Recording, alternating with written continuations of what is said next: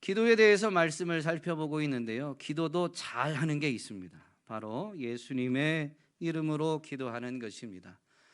예수님은 기도를 할 때 예수님의 이름으로 기도하도록 가르쳐 주셨는데, 그것을 구체적으로 가르쳐 주신 것이 오늘 우리가 읽은 본문, 우리는 일명 예수님이 가르쳐 주신 기도문이라고 해서 주 기도문이라고 일컫는 내용입니다.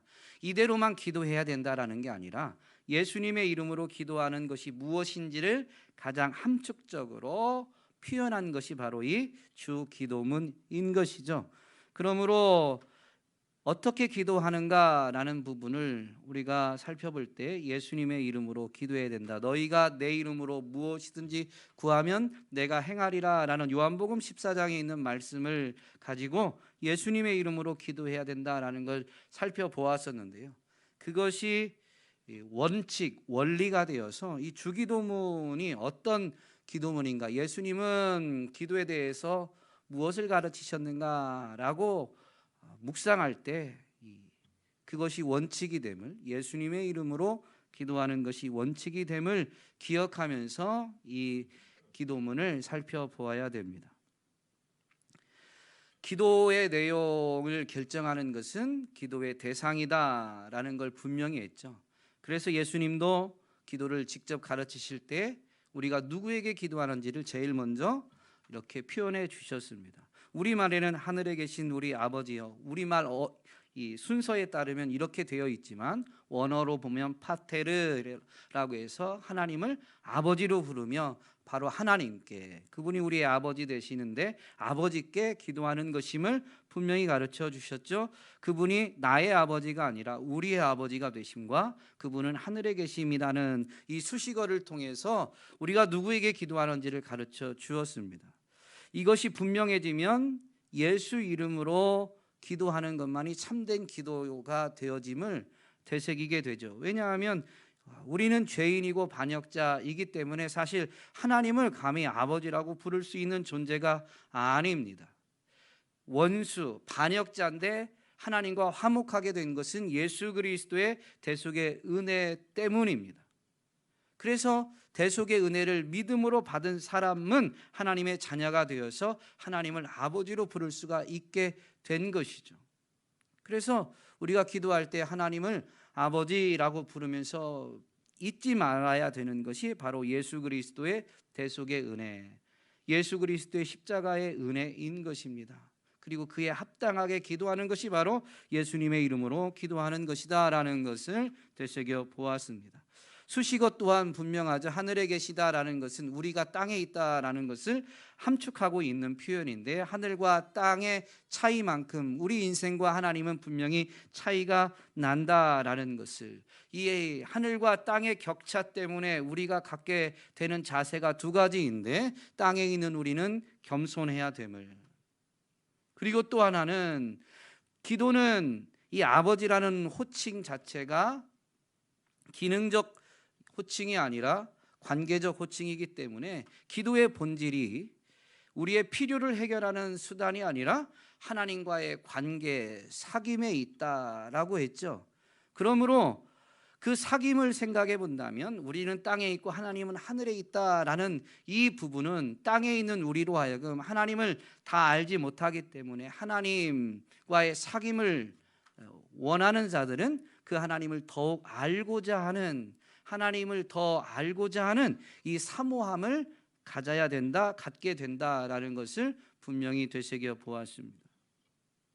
그렇다면 하나님과 이 사귀는 사람의 이 자세는 어떠해야 될까요? 참 제가 봐도 일부 때도 했는데 질문을 너무 좀 두리뭉실, 그 실력이 없다는 증거예요. 여러분, 실력 없는 목사를 두셔서 조금 안타깝고 애매모호하기도 하지만 어쨌든 이쁘게 봐주시고, 이 사귄다, 교제한다라고 할 때 교제하는 그 교제 현장에 있으면 어떠해야 되느냐라는 것이죠. 제가 일부 때는 인원이 좀 적다 보니까 주로 뒷자리로 가세요. 앞자리 앉아 계시던 분들도 뒤로 자꾸 가시더라고요. 그래서 왜 그런가 혼자 생각해 보니까 혼자 그런 생각이 들었어요. 제가 설교할 때 질문을 해가지고, 근데 주로 질문을 이렇게 앞자리 계신 분들한테 하거든요. 그래서 제가 질문해서 뒷자리로 가시나 이런 생각이 들기도 했습니다만은, 그래도 뒷자리 계신 분들한테 질문을 할 수는 없고, 우리 최건호 집사님 옆에 주연선 집사님이 계신데, 결혼 전에 사귀는 기간, 연애하는 기간이 있으셨죠. 그럼 연애할 때 어떻게, 만나시면 어떻게 하셨어요?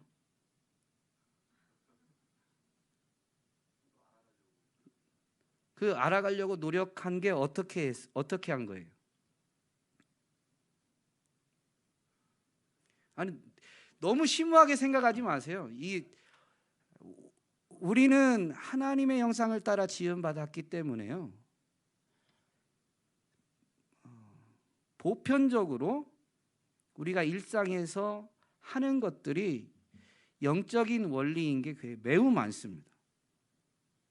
근데 우리가 이게 영적인 원리다라는 걸 말씀과 연결시키지 않기 때문에 그냥 그러려니 하고 지나가요. 그러니까 이게 조금 저는 좀 더 자유로웠으면 좋겠어요. 그러니까 우리 최건호 집사님께만 제가 질문하다 보니까 굉장히 지금 막 뭐라고 표현을 해야 될까요? 당황스럽고 쑥스러우실 수도 있는데, 그냥 연애하실 때 어떻게 했나? 만나면 얘기하죠. 대화하죠. 대화할 때 자세가 어때요? 집사님 자세가. 왜? 저거는 굉장히 중요한 원리입니다. 왜 앞으로 이렇게 몸이 쓸려요? 집중해서 들으려고. 여러분, 사귈 때 중요한 자세가 있어요. 잘 듣는 겁니다.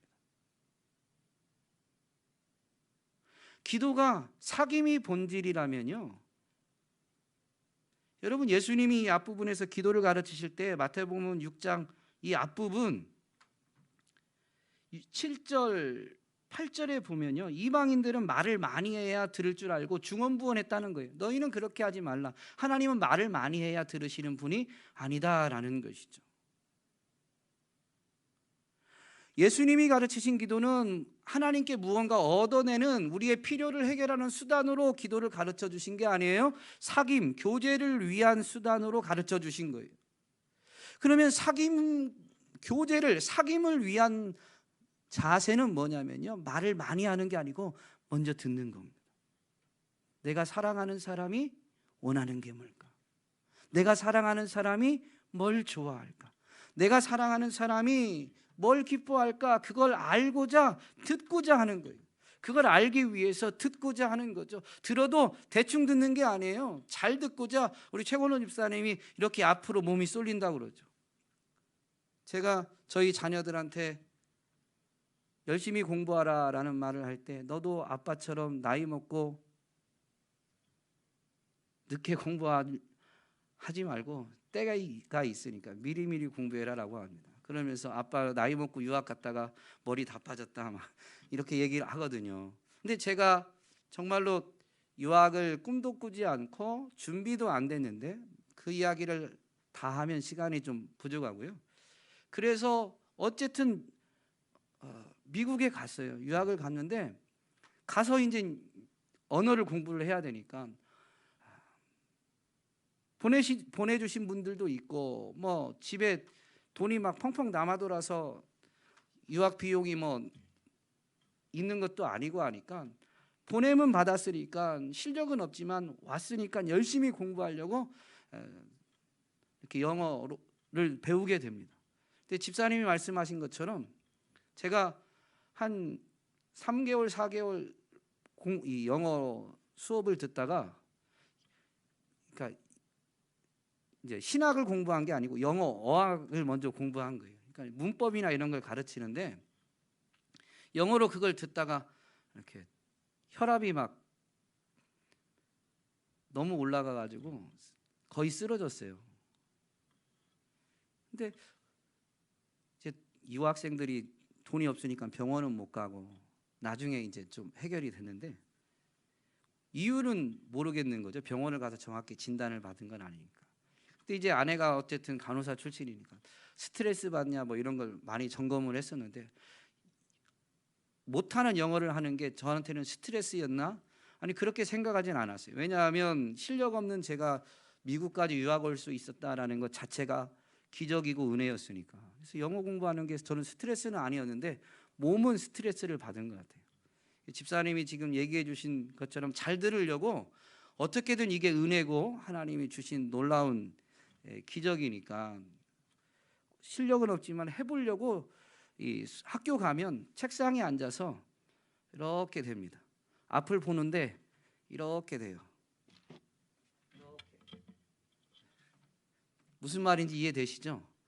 자세를 선생님이 앞에 있다고 거기다 대고 귀를 더 댄다고 영어가 잘 들리는 게 아니에요. 제가 실력이 없으면 그건 그냥 날아가는 소리고, 제가 단어를 많이 알고 이 준비가 돼야 잘 들리는 거예요. 아는 만큼 들리는 건데 그냥 그 어떻게든 갔다고, 그런데 그걸 영어로 하는 걸 막 들어보겠다고 귀를 그쪽으로 대고 막 몸이 앞으로 쏠리는 거예요. 의자에 앉아서 편안하게 해야 되는데 막 열심히 해보겠다는, 그게 잘 들어보겠다는 그게 그렇게 된 거예요. 근데 자세가 계속 이러니까 고개를 살짝 비틀고 이렇게 거의 뭐 하루 온종일 그 자세로 이제 수업을 들은 거예요. 영어를 배우느라고.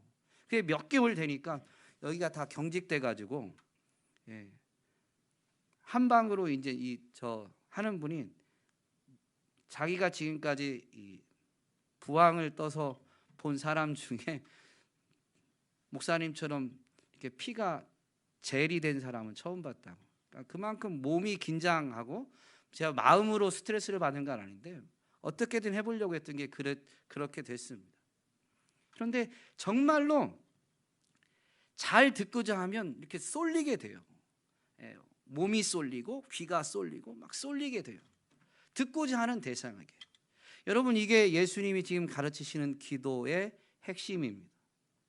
문장적인 표현은 이름이 거룩히 여김을 받으시오며 나라가 임하시오며 뜻이 땅에서도 뜻이 이루어지이다 라는 기도예요. 그리고 사실은 이 원어와 영어를 보면 마지막에 하늘에서처럼 땅에서도 라는 이 부사구가 있어요.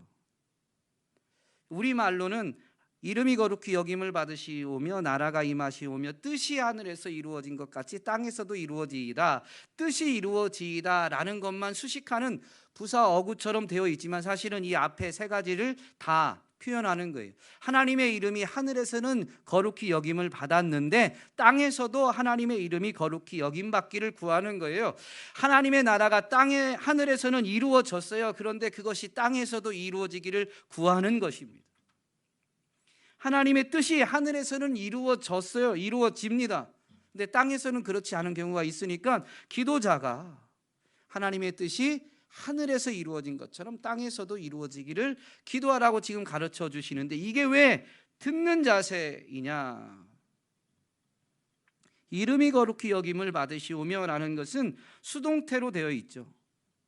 그러므로 이걸 기도하는 사람이 주어가 돼서 능동태로 바꾸면 하나님, 제가 하나님의 이름을 거룩히 여기겠습니다 라는 표현인 거예요.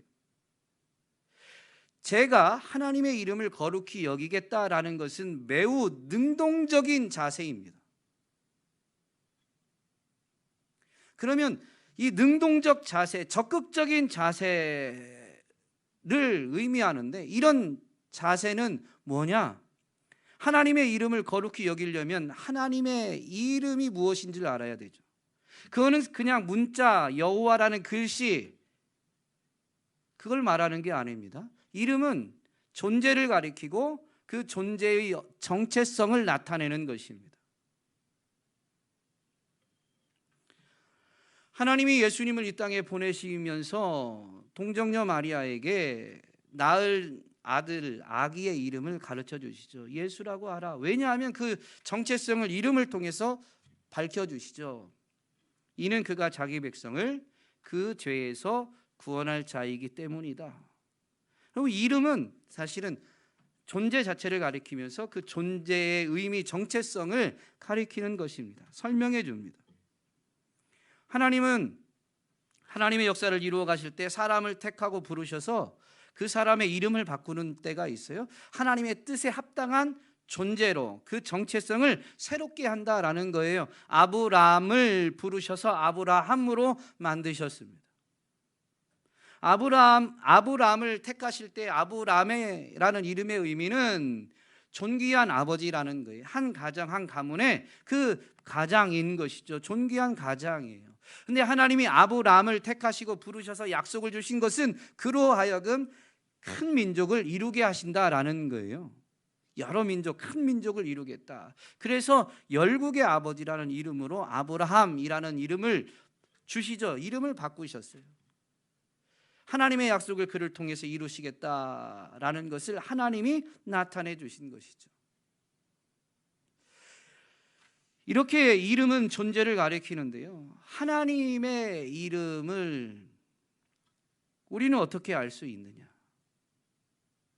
하나님의 존재, 하나님이 어떤 분이신가라는 걸 우리는 어떻게 알 수 있느냐라는 거예요.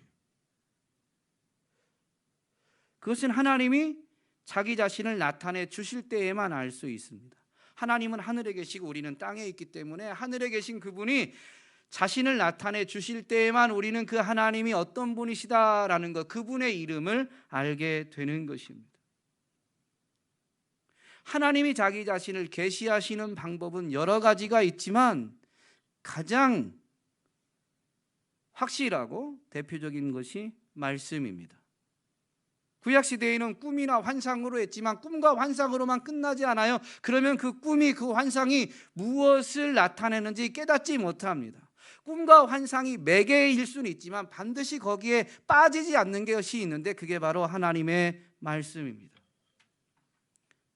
오늘날은 꿈과 환상이 많지 않은 이유는 이제 그 하나님의 말씀이 기록되어져서 우리에게 안겨졌기 때문에 꿈과 환상을 통해서 말씀하시는 경우가 없진 않지만 많지 않아요. 그리고 자칫하면 미혹될 수도 있기 때문에 꿈과 환상으로 말씀하신다 할지라도 이것이 정말로 하나님이 말씀하시는가라는 것은 기록된 말씀을 통해서 검증하는 것이 반드시 필요합니다. 어쨌든 하나님의 이름을 알기 위해서는 하나님의 말씀을 들어야 돼요. 그러므로 내가 하나님의 이름을 거룩히 여기겠습니다 라는 이 결단에는, 적극적인 이 자세, 결단에는 하나님의 말씀을 듣겠습니다 라는 자세를 함축하고 있는 거예요. 하나님의 말씀을 듣고자 할 때 하나님과의 사귐이 깊어지지, 여러분 누군가와 사귀는데 자기 할 말만 막 해요. 자기야 왜 조용히 해봐, 있잖아 내가 어제부터 막, 상대방 말은 한 번도 안 들어주고 일방적으로 말만 한다. 여러분 그 사람과 사귐이 지속될 수 있을까요? 내 말은 1도 안 들어준다. 그 사람과 사귐이 지속될 수, 깊어지는 건 고사하고 그 사귐이 계속될 수 있을까요? 오늘 우리의 기도는 어떻습니까? 오늘 한국교회의 기도는 어떻습니까? 듣는 부분이 있느냐라는 거예요. 듣기만 하는 것도 물론 옳은 건 아닙니다. 듣는 게 매우 중요하다라는 것이지 듣기만 하라라는 건 아니에요. 그런데 이게 조금 우상숭배에서 이방인들이 하는 기도의 영향을 우리가 좀 받았죠. 전통적으로, 이 문화적으로 영향을 받았습니다. 안 받았다라고 우리는 자신 있게 말할 수 없어요. 그러니까 내 필요를 해결하는 수단으로 기도를 생각할 때가 참 많이 있어요. 그런 요소가 없진 않아요. 하나님이 우리의 아버지 되신다라는 것은 우리가 구하지 않아도 우리의 필요를 아신다라는 것이고, 우리가 잘못 구해도 그분은 우리에게 좋은 것을 주시는 분이시다라는 거죠. 분명히 우리의 필요를 해결해 주시는 부분이 없지는 않아요. 그러나 그것이 성경이 가르쳐 주시는 예수님의 이름으로 기도하는 기도의 핵심, 본질은 결코 아닙니다. 근데 우리는 이방인들이 기도하듯 우리의 필요를 해결하는 수단으로만 기도를 생각하고 있다면, 그리고 그래서 그렇게만 기도하고 있다면 우리의 필요를 아뢰는 것이 우리 기도의 전부가 되죠. 그리고 우리 전통적으로는 이 우상 숭배의 현장에서는 그 우상이 그 신이 가짜니까, 거짓 신이니까. 응답의 여부가 사람의 열심에 달려 있어요. 우리말에도 지성이면 감천이다라는 말이 있죠.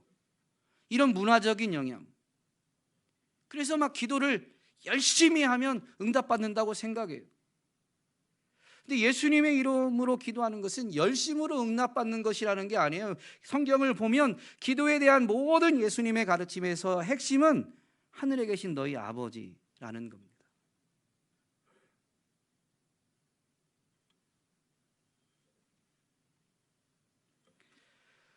여러분, 우리는 하나님께 듣고자 하는가?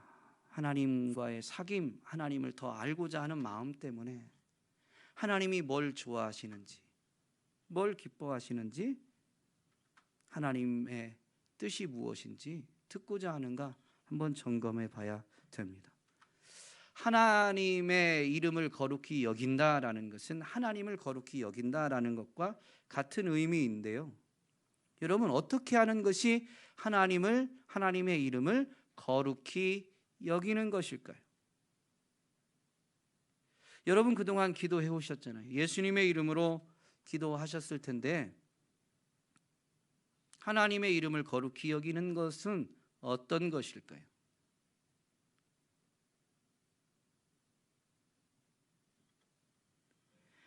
시편 77편 11절로 13절 말씀해 보면 시편 기자는 이런 고백을 합니다. 새번역 버전으로 읽어드릴게요. 주님께서 하신 일을 나는 회상하렵니다. 그 옛날에 주님께서 이루신 놀라운 그 일들을 기억하렵니다. 주님께서 해주신 모든 일을 하나하나 되뇌고 주님께서 이루신 그 크신 일들을 깊이 되새기겠습니다. 하나님, 주님의 길은 거룩합니다. 하나님만큼 위대하신 신이 누구입니까? 이 마지막 하나님만큼 위대하신 신이 누구입니까? 라는 것은 수사적 질문이에요. 답이 정해져 있어요. 답이 뭘까요?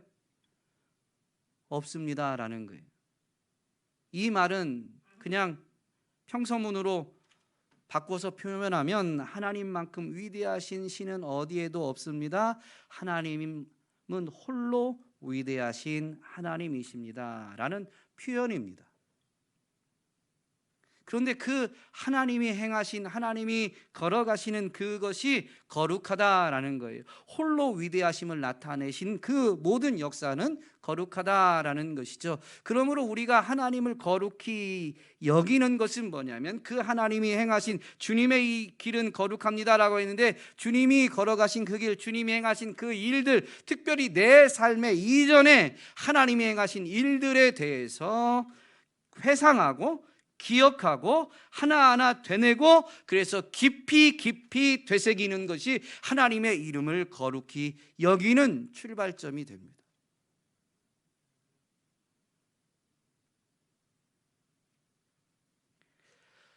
하나님의 이름을 회상하고 하나님이 행하신 일을 회상하고 기억하고 같은 말이죠. 그러면서 하나하나 되뇌이는 것은 회상하는 일을 한 번으로 끝내는 게 아니에요. 정말로 하나님이 그때는 그러하셨지. 정말로 하나님은 그런 분이시지 라는 것을 되뇌이는 거예요. 그렇게 되뇌이는 이유는 뭐냐면 그래서 깊이 되새기기 위해서. 우리는 이런 일들을 하지 않으면, 이렇게 반복적으로 하나님을 기억해내고 새기는 일들을 하지 않으면 하나님을 잊을 수밖에 없는 연약한 존재입니다. 오늘 우리의 기도에 듣는 것은 사라지고 구하는 것만 남은 이유는 바로 이 듣는 시간, 특별히 지나온 시간의 발자취를, 삶의 발자취를 보면서 그 하나님이 행하신 일들을 되새기는, 하나님의 그 역사하심을 되새기는 듣는 시간이 없기 때문이에요. 하나님의 이름을 거룩히 여기는 것은 바로 그 하나님이 어떤 분이신지 분명히 지나온 시간에 하나님은 자신을 나타내 보이셨습니다. 그것으로 사실은 충분합니다. 그러므로 내 삶에 지나온 시간에 하나님이 어떤 분이신가라는 것을 나타내셨던 것을 기억해내고 되뇌이는 것이 반드시 필요한 것이죠. 그래서 하나님을 기억해내면, 되뇌이면, 하나님이 어떤 분이시다라는 것을 알게 되면, 주의 이름을 아는 자는 어떻게 할까요?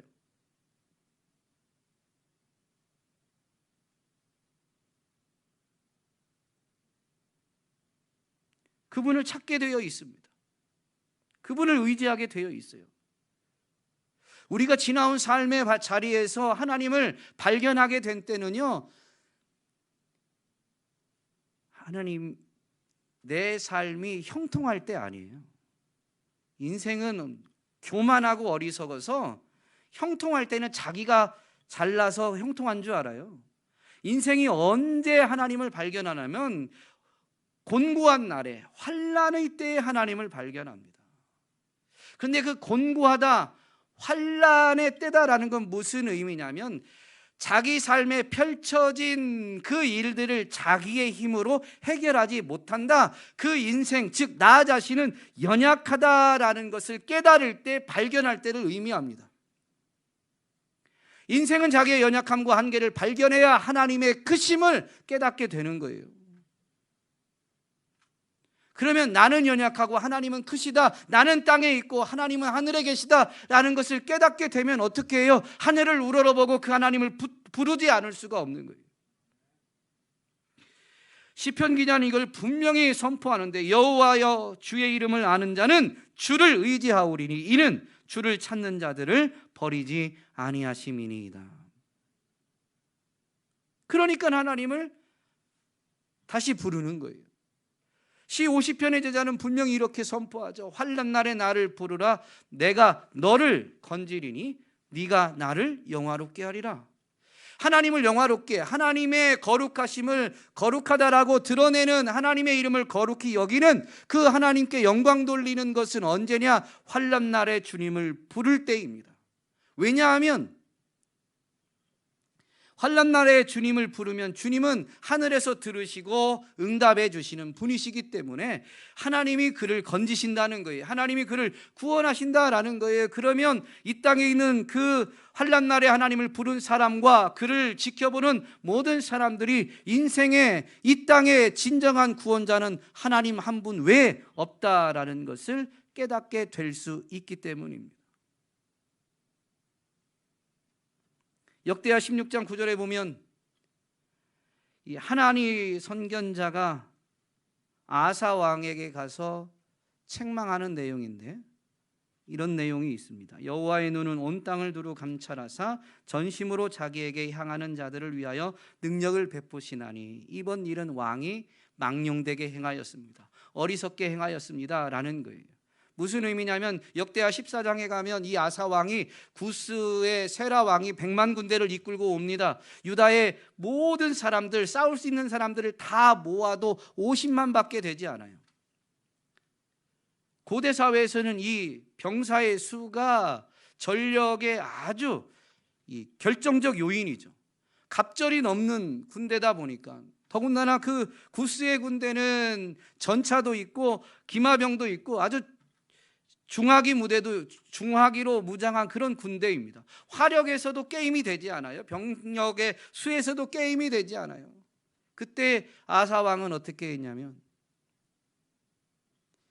여호와여 약한 자와 강한 자 사이에서 도와줄 이는 여호와 한 분밖에 계시지 않으니 우리가 주만 바라봅니다. 주님만 의지합니다. 우리 기도를 들으시고 와서 도우소서, 우리를 건지소서. 그러면서 그가 분명히 이야기합니다. 사람으로 하여금 하나님을 이기지 못함을 나타내 주옵소서라고 기도합니다. 그래서 정말로 하나님이 구원을 베풀어 주세요. 하나님의 놀라운 구원의 역사를 분명히 체험했는데 16장에 오면 그가 이 이스라엘 왕 바하사가 유다를 쳐들어오는데 구스의 군대에 비하면 북이스라엘 왕국의 군대는 그렇게 대단한 군대는 아니에요. 그럼에도 불구하고 북이스라엘이 남유다보다 지파수도 많고 병력은 더 많죠. 그러자 이 아사 왕이 어떻게 하냐면 성전에 있는 자기 나라에 있는 재물을 끌어가지고 아람 왕 벤하닷에게 갖다 주면서 요청을 합니다. 이스라엘을 좀 침공해 주십시오. 그래서 조약을 맺고 이 아람 왕 벤하닷이 북이스라엘을 침공하자 그 아람 왕이 쳐들어왔다는 얘기 때문에 이 이스라엘 왕 바하사가 회군하게 됩니다. 그때 이 선견자 하나니를 통해서 하나님이 그를 아사 왕을 책망하는 거예요. 훨씬 강한 군대가 올 때도 하나님만 의지할 때에는 구원을 베풀어 주셨습니다.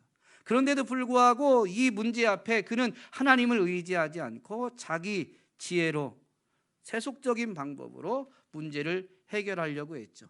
사람이 보기에는 지혜로운 것처럼 보였지만 선견자를 통해서 하나님이 아사 왕을 책망하는 게 뭐냐면, 하나님은 온 땅을 두루 감찰하사 자기를 전심으로 자기를 찾는 자들을 찾으시고 그 사람이 있으면 그런 사람에게 능력을 베푸시는데, 그런 사람을 능력으로 구원해 주시는데, 왕은 왜 그 하나님을, 그 구원의 하나님을 체험했음에도 불구하고 이번 일은 이렇게 어리석게 망령되게 행했습니까? 라고 책망하는 거예요. 하나님의 이름을 아는 자, 그 사람은 전심으로 자기를 찾게 되어 있습니다. 근데 그것이 바로 하나님의 이름을 거룩히 여기는 것이죠.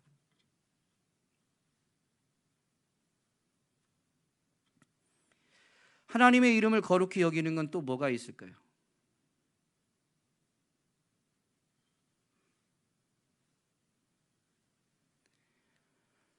이스라엘 백성들이 죄악을 범죄하자 하나님이 그들을 심판하셔서 나라는 멸망하고 그들은 포로로 끌려가게 되었습니다. 그런데도 하나님의 말씀으로 하나님께로 돌아오지 않자 계속 선지자를 보내죠.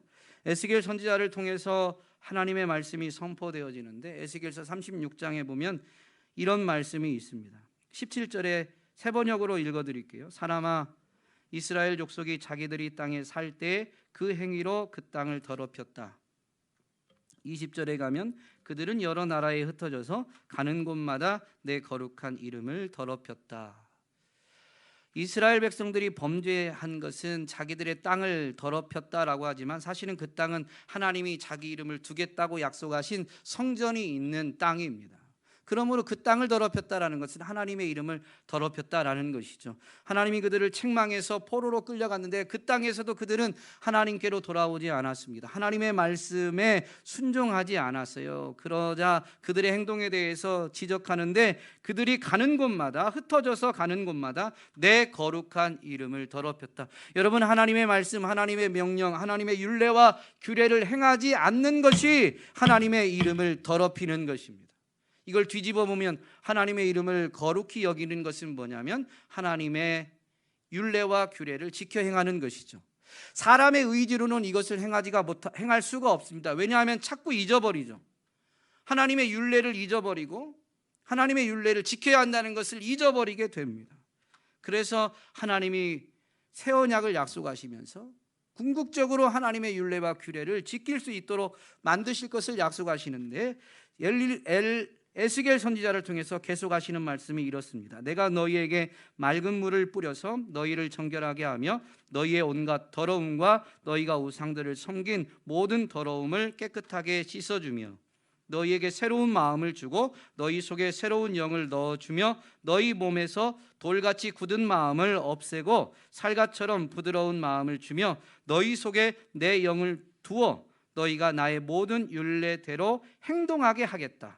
그러면 너희가 내 모든 규례를 지키고 실천할 것이다. 하나님의 율례와 규례를 실천할 지혜도 없고 능력도 없는 그들에게 하나님이 새 마음을 주고 새 영을 줘서 그 새 영, 거룩한 영, 성령이 우리 마음에 오시면 어떻게 해요? 예수님이 분명히 또 다른 보혜사를 보내주시면 그 보혜사가 와서 내가 너희에게 가르친 것을 생각나게 하고 그가 모든 것을 가르치리라.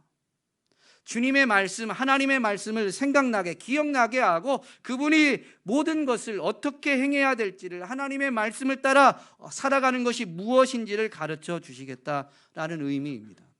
그 영을 구약에서부터 선지자를 통해서 하나님이 분명히 불어넣어 주시겠다라는 거예요.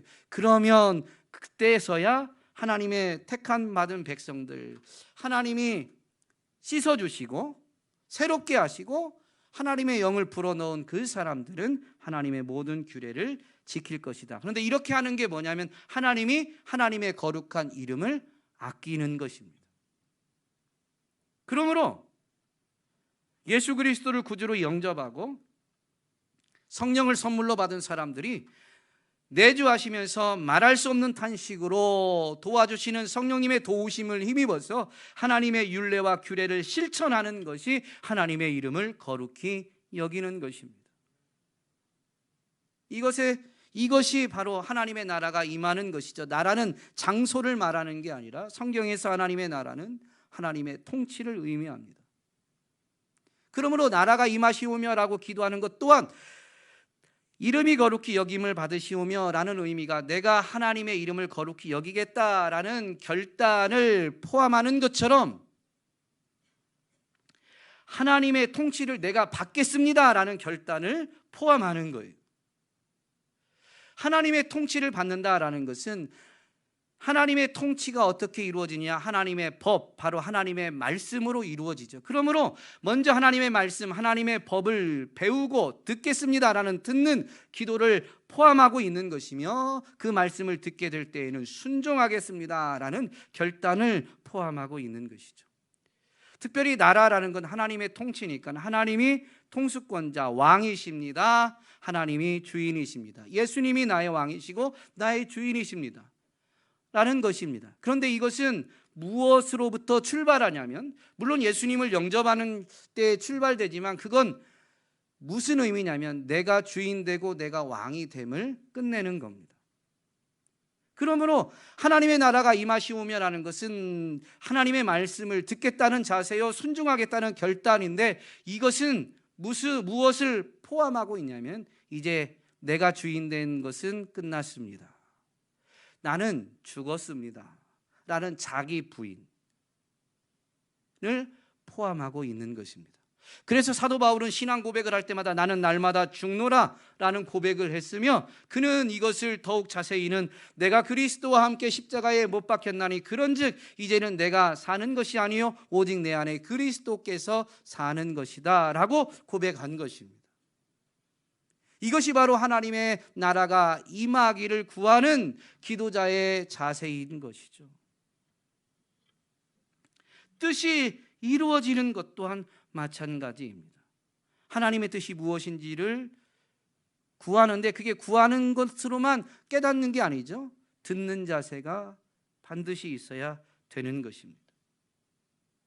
땅에서는 사람들이 자꾸 자기 소견에 옳은 대로 행합니다. 세상이야 말할 것도 없는데 너무 안타까운 것은 구약의 사사기 시대의 이스라엘 백성처럼 오늘날 하나님의 백성인 교회 안에서도 자기 소견에 옳은 대로 행하는 일들이 너무 많이 일어나요. 그러니까 하늘에서는 하나님의 뜻이 이루어지는데 땅에서는 하나님의 뜻이 이루어지지 않고 있는 것이죠.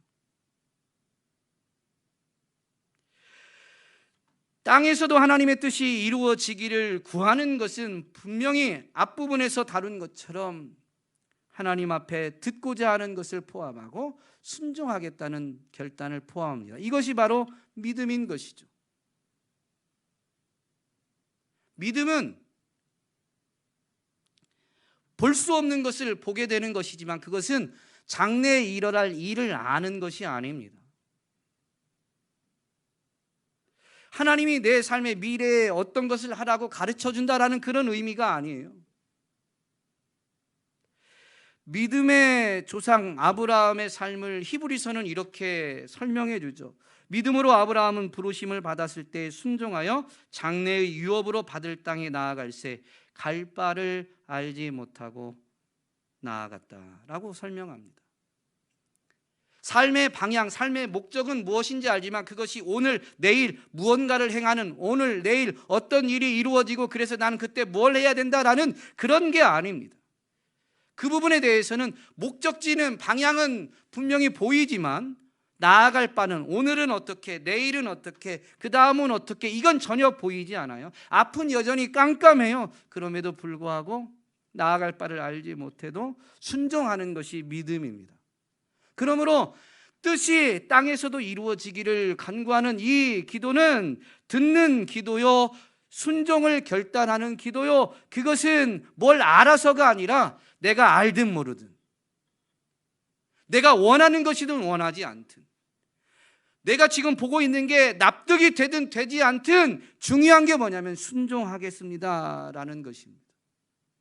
이게 예수님의 이름으로 기도하는 것입니다. 우리는 순종하겠다고 하는데 꼭 조건을 붙이죠. 내가 납득하는 것이면 순종하겠습니다. 내가 이해되면 순종하겠습니다. 나한테 유익이 있으면 순종하겠습니다. 이 자세 때문에 하나님의 뜻이 계시되어도,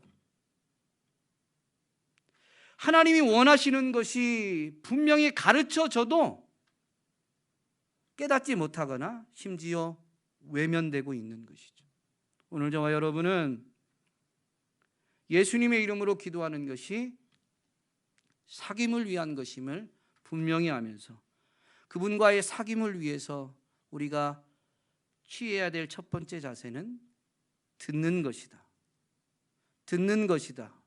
이 듣는다라는 것은 가만히 있는 게 아니고 시편 기자의 고백처럼 하나님이 행하신 일에 대해서 회상하고 기억하고 하나하나 그것을 되새기고 가슴 깊이 마음 깊이 되새기는 것임을, 그래서 그분을 되새기면 그분이 어떤 분이신 줄 알아서 그분을 신뢰하고 그분께 순종하는 것이죠.